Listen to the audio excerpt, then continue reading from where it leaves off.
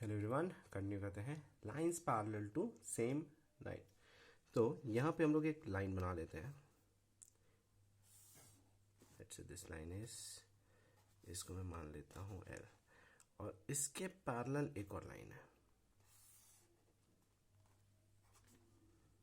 This is M. तो यहाँ पे L is parallel to M, और एल के पैरेलल एक और लाइन है, से बोलते हैं हम लोग एन। यहाँ पे एक और चीज़ गिवन है कि एल जो है it is parallel to L, therefore जो एम और एन है वो दोनों भी एक दूसरे के पैरेलल होंगे। हम लोग यहाँ पे एक लाइन बनाते हैं जो कि इन तीनों लाइंस को इंटरसेक्ट कर रहे हैं। इसको ले लेता हूँ मैं पी। तो पी जो तीनों को इंटरसेक्ट कर रहे हैं वो हो गई ट्रांसवर्सल। तो इसे बोलेंगे हम लोग ट्रांसवर्सल लाइन। अब इस ट्रांसवर्सल लाइन और इनके बीच में रिलेशन होता है एंगल्स के फॉर्म में। हम लोग यहाँ पे जो डिफरेंट एंगल्स बने, इसको मैं एंगल 1 ले लेता हूँ, इसको एंगल 2, यहाँ पे एंगल 3 और यहाँ पे एंगल 4। फिर दिस इज 5, 6, 7 एंड 8। तो आपने पहले देख चुके हैं कि 1 और 3 ये एक दूसरे के ऑपोजिट में, तो इनको बोलेंगे हम लोग वर्टिकल ऑपोजिट एंगल। और वर्टिकल ऑपोजिट एंगल्स जो होते हैं वो इक्वल होते हैं। तो यहाँ पे पहले आ जाएंगे हम लोग वर्टिकली ऑपोजिट एंगल। पहले हम लोग लिखेंगे वर्टिकली ऑपोजिट एंगल्स। तो आपका angle 1 is equal to angle 3, then angle 2 is equal to angle 4। Similarly इस इंटरसेक्शन में 5 और 7 वर्टिकल ऑपोजिट एंगल, तो angle 5 is equal to angle 7 और angle 6 is equal to angle 8। ये तो हो गए वर्टिकल ऑपोजिट एंगल। फिर एक होते हैं alternate interior angle. Alternate interior angles. पहले देखेंगे इंटीरियर। इंटीरियर मतलब जो अंदर की तरफ है। अब ये वाली लाइन और एन लाइन के अंदर की तरफ जो एंगल्स हैं वो 3, 4, 5, 6 है, और ऑल्टरनेट मतलब एक छोड़ के, तो 3 के बाद सीधा आता है 5। तो आपका angle 3 is equal to angle 5। Similarly अंदर का angle 4 is equal to angle 6। वैसे ही ऑल्टरनेट एक्सटीरियर एंगल होता है, ऑल्टरनेट एक्सटीरियर एंगल्स। तो ऑल्टरनेट एक्सटीरियर एंगल, जो एक्सटीरियर एंगल है 1, 2, 7, 8, इनके बीच में रिलेशन। तो 1 जो है 7 के इक्वल है, angle 1 is equal to angle 7 and angle 2 is equal to angle 8। तो ये सारे रिलेशन है हमारे लाइंस और एंगल्स के बीच में। Third, fourth, corresponding angles.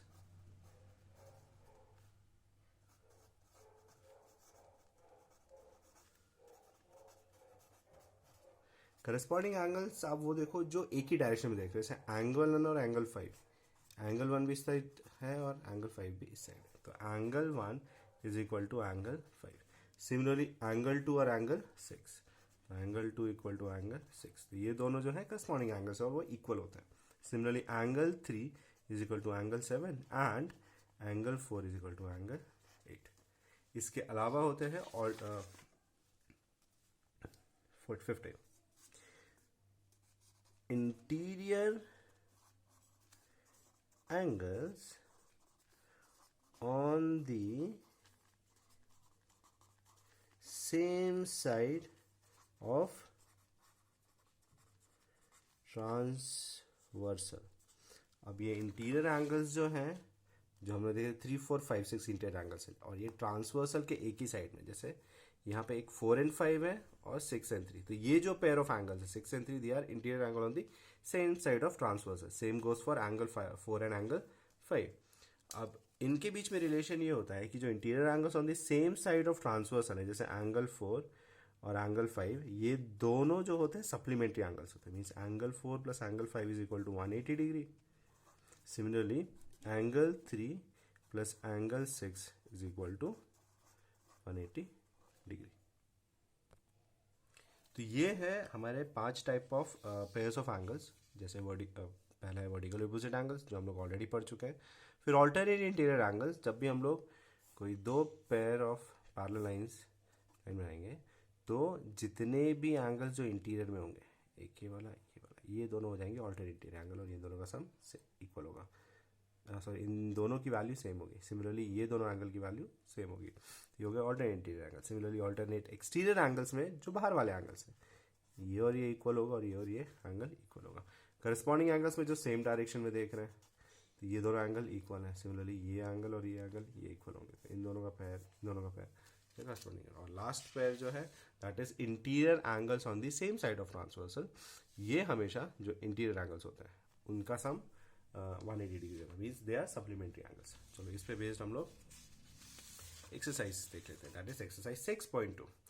अब यहाँ पे दिया हुआ है question number 1, in figure 1 means this, if A B is parallel to C D and C D is parallel to E F and y is to z is equal to 3 is to 7, find x। यहाँ पे ये A B है, this is C D and ये हो गया आपके ई F. तो solution, तो अभी ऑलरेडी हमें ये पता है कि A B parallel to C D है and C D parallel to E F है। तो जब एक लाइन दो सेम लाइन के पैरेलल होती है तो वो दोनों लाइन भी क्या हो जाती है, therefore A B is parallel to E F. अब यहाँ पे जो रिलेशन दिया है y is to z equals to 3 is to 7, तो पहले हम लोग देख लेते हैं क्या क्या रिलेशंस हम यूज कर सकते हैं जो अभी हम लोग ने पढ़ा है लाइंस और एंगल्स, जो पैरेलल लाइंस और ट्रांसवर्सल का। तो first we can see that if A B is parallel to E F, तो आपका angle x is equal to angle z हो जाएगा। Angle x is equal to angle z, और इसके लिए रीजन हम लोग क्या लिखेंगे, they are alternate interior angles. ठीक है, तो ये दोनों पैरेलल लाइंस और ये ट्रांसवर्सल में ऑल्टरनेट, एक इस साइड है और ट्रांसवर्सल के इस साइड है, ये दोनों की वैल्यू सेम। अब next angle x equal to angle z, अब लेंगे हम लोग ये इन दोनों के लिए A B as A B is parallel to C D, तो आपका angle x plus angle y is equal to 180 degree. ये होते हैं angles on the interior angles, interior angles on the same side of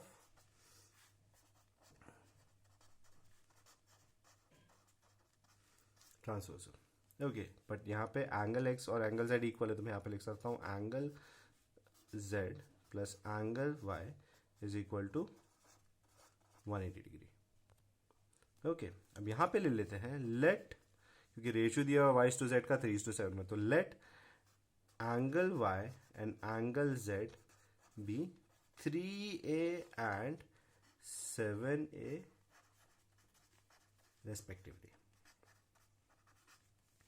तो यहाँ पे angle y के बदले में 3a और एंगल z के बदले में 7a, तो 7a plus 3a is equal to 180 degree.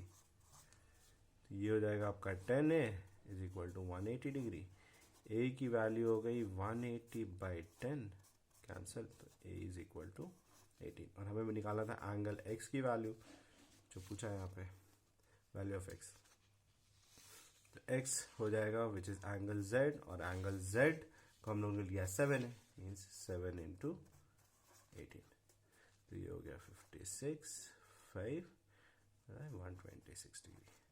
तो x की वैल्यू हो गई 126 degree. Okay, next question. In figure 2, if AB is parallel to CD, EF is perpendicular to CD, and angle GED is 126 degree. Find AGE, angle AGE, angle GEF, and angle FGE. Solution. तो यहाँ पे जो given है वो लिख लेते हैं। AB parallel to CD, EF perpendicular to CD, and angle GED is equal to 126 degree. तो ये दोनों पैरेलल हैं आपका ई एफ जो है वो सी डी के परपेंडिकुलर है, and angle G E D this whole angle is 126 degree. अब जब यहाँ पे दिया हुआ है कि as A B is parallel to C D and E F is perpendicular to C D, तो आपका ए बी जो है वो किसके परपेंडिकुलर हो जाएगा, ई एफ के, क्योंकि ए बी सी डी के पैरेलल है और ई एफ परपेंडिकुलर है, तो एक पैरेलल है एक परपेंडिकुलर, तो जो दूसरी लाइन होगी मतलब इन दोनों के बीच में जो रिलेशन होगा वो परपेंडिकुलर का हो जाएगा। ओके, तो मीन्स ये वाला हो गया आपका परपेंडिकुलर। पहले हमें निकालना है A G E, this angle, तो for angle A G E हम लोग क्या करेंगे, angle A G E is equal to angle G E D. Reason क्या होगा, this is alternate interior angles. देखिए ये दोनों पैरेलल लाइंस हैं, ये और ये पैरेलल लाइंस हैं, and this will act as transversal. तो ट्रांसवर्सल के इस साइड वाला एंगल और इस साइड वाला एंगल वो इक्वल होगा, therefore angle A G E is equal to 126 degree. पहले निकल गया, देन जी ई एफ निकालना है, G E F for angle G E F. तो आपका angle G E F plus angle F E D, ये है एंगल जी ई डी के इक्वल। तो angle G E F plus अब F E D, हम लोग यहाँ पे देखें कि E F is parallel to C D, not perpendicular to C D, तो अब ये परपेंडिकुलर है तो ये वाला वैल्यू हो जाएगी 90 डिग्री। तो 90 डिग्री इक्वल टू, और जी ई डी की वैल्यू तो हमें 126 दी हुई है, तो angle G E F is equal to 126 minus 90 degree, तो ये हो गया आपका 36 degree. And then last angle पूछा है F G E, this angle, for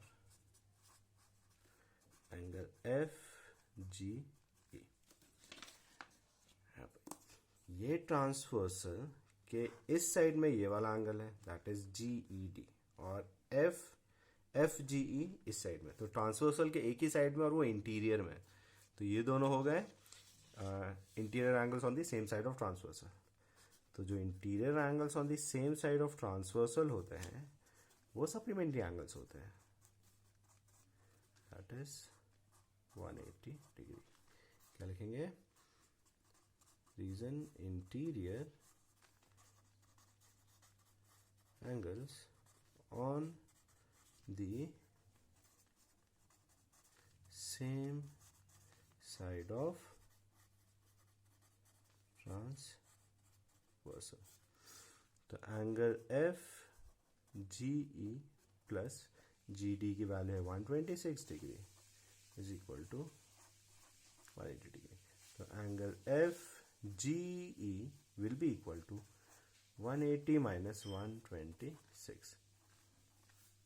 angle F G की वैल्यू हो गई